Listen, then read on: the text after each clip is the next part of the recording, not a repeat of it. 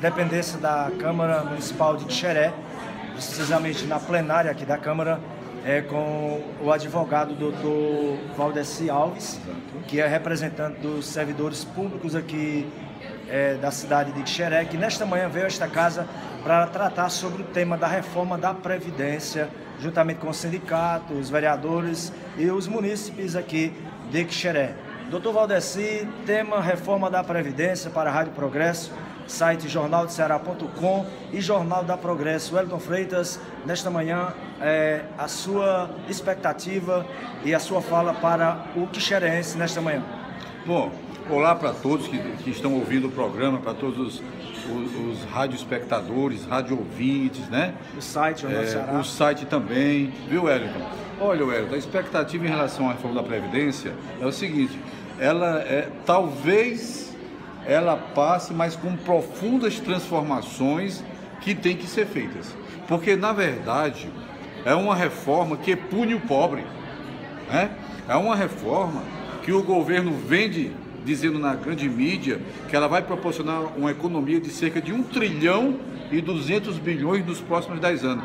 Mas quando ele usa a palavra economia, Wellington, não está sendo honesto, porque o que ele chama de economia é o que vai tirar do trabalhador. Por exemplo, só para você ter ideia, uma mulher trabalhadora rural, né, que tiver que trabalhar mais 5 anos são 60 meses. Aí com os 13º, 65 meses, é em torno de 65 mil que ela vai deixar de receber, que eles chamam de economia. Além de, se você pega uma professora, que agora, se a proposta passar e não vai passar desse jeito, tem que trabalhar mais 10 anos, se você pegar o piso do professor, que é 2.000 e pouco, 10 anos a mais, 120 meses, com 12 13º salário, 132 meses, vezes 2.000, são 260 mil que essa professora com nível médio vai deixar de receber como aposentado. São 260 mil que o INSS vai deixar de pagar e entrar na economia local para ela gastar aqui. Essa professora aposentada, ao se aposentar, ia gerar uma vaga para quem se formou agora, só que quem se formou agora vai ficar 10 anos esperando essa vaga, ela vai deixar de receber 260 mil reais e ainda vai pagar 10 anos de previdência. Ou seja, é isso que eles chamam de economia. Quando você pegar o que a pessoa deixou de ganhar, mais o que ela pagou em vez de ganhar, dá mais de 300 mil. Aí se você multiplica isso por 500 professores, 300 mil, vamos pegar, vezes 300 professores, dá 9 milhões. Então, eles chamam de economia tirar dinheiro da economia local, fazer o trabalhador trabalhar mais, fazer o trabalhador contribuir por mais tempo, em vez de entrar dinheiro aqui, vai sair. E o pior, se a proposta passar, só para você ter ideia, os servidores hoje que ganham em média até 2 salários por ano recebem o abono do PASEP. O pessoal que é do setor privado recebe o abono do PIS. Se a PEC passar, só vai ter direito ao abono do PIS-PASEP quem ganhar no máximo 1 salário mínimo. Como o servidor daqui tem anuênio... Com relação ao BPC, né? O BPC é um escândalo. É um escândalo. Eu estive vendo ontem a tabela atualizada do governo, cerca de 1 trilhão eles vão tirar dos pobres. Só do BPC é em torno de 30 milhões. O BPC é pago às pessoas que estão na linha da miséria, na linha de pobreza. Quem é que tem direito ao benefício de prestação continuada, o famoso amparo social? Aquela família, se a pessoa fizer parte do grupo familiar, a renda por cabeça, que é a renda per capita, não pode ser superior a 1/4 de mínimo, a cerca de R$290 aproximadamente. Olha, esse pessoal, teoricamente, eles dizem que vai poder receber a partir dos 60, R$400. Depois de 70, vai para o mínimo.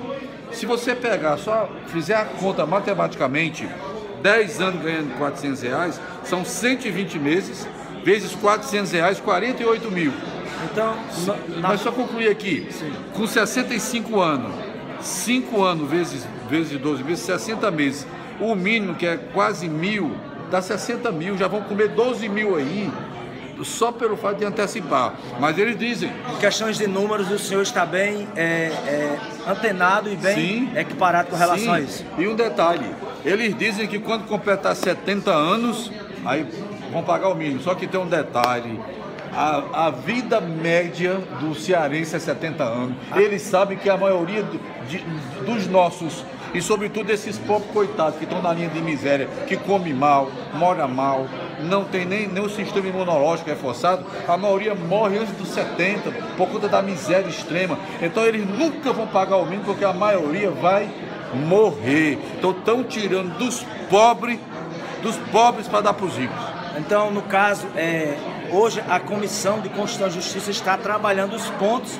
dentro dessa reforma que, ao ver da Comissão de Constituição e Justiça, ela deve fazer alguns ajustes. Na visão do senhor, esses ajustes, eles vão realmente pautar o que deve ficar como prioridade dentro dessa reforma? Wellington, na verdade, já está na comissão especial. Já está na comissão a CCJ era para dizer se era constitucional ou não.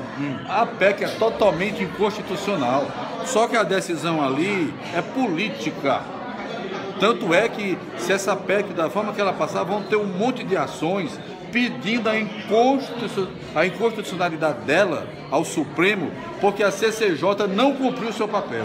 A CCJ não protegeu a Constituição brasileira, porque o papel de uma comissão de Constituição e Justiça, que avalia qualquer proposta de emenda à Constituição, qualquer projeto de lei, é fazer o controle preventivo. Quando falha, cabe ao Supremo fazer o controle repressivo. Então a CCJ traiu o povo brasileiro.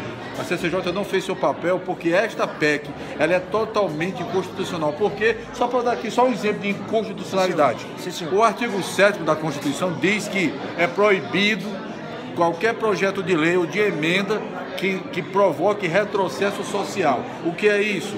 É você ter um direito e o direito ser piorado. Você pode mexer em direito social para melhorar, não para piorar. Por exemplo, o BPC, hoje é o salário mínimo, vai cair para 400. O professor, a mulher rural vai ter que trabalhar mais, vai ter que contribuir. Esses 400, de quanto tempo até quanto tempo para que venha entrar o salário mínimo normal? Os 400 do BBC são 10 anos, dos 60 aos 70. A partir de 70 que entra o salário mínimo normal? O salário mínimo, não é a partir de 65? Não. Hoje é 60, como é hoje? A partir de 65 é o salário mínimo. Mas na reforma vai para 70? Vai para R$400 e recebe aos 60. Aí com 70 passa a ganhar Mas mínimo. Isso o grupo do BPC, não aqueles que são contribuintes que vão se aposentar normalmente. Isso, o grupo do BPC, o BPC é para idoso pobre e o BPC também é para deficiente pobre. É o pessoal que está na linha de pobreza, na miséria extrema. Só para você ter ideia, o regime geral de previdência, que é o INSS, os vereadores daqui são filiados ao INSS, os servidores são filiados ao INSS, só para você ter ideia, 83% dos filiados ganham no máximo até 2 salários mínimos. Aí se você vai tirar 800 bilhões desse grupo, claro que você vai atingir os 80% que ganha até 2 salários mínimos. E o máximo que ganha é o teto, que é R$ 5.839. Os privilegiados não estão no INSS, não. Eu lhe pergunto, Elton, você é um jornalista, você atua em todo o Vale do Jaguaribe. Você conhece alguém aqui cuja aposentadoria ultrapasse R$5.000? A maioria é agricultor, é servidor público.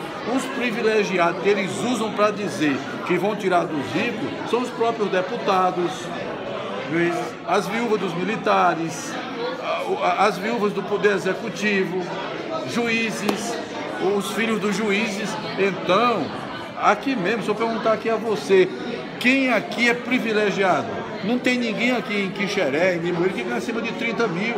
E o próprio servidor público municipal, filiado ao regime próprio de previdência, mesmo esse servidor, pela última reforma, ele só pode se aposentar até o teto. Então é muito discurso, muita mentira para poder aprovar isso e tirar dos pobres. Então, na visão do advogado Dr. Valdeci Alves, a reforma ela é necessária ou não?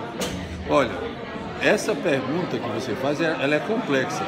Reforma na Previdência tem que ter sempre reforma. Mas quando tem reforma, tem que ser bem debatido.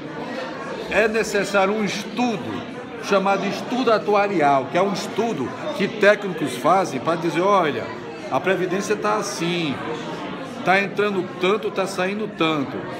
Aí o pessoal está vivendo mais, está nascendo menos. Temos que aumentar a alíquota para X, só que isso vai ser dividido assim.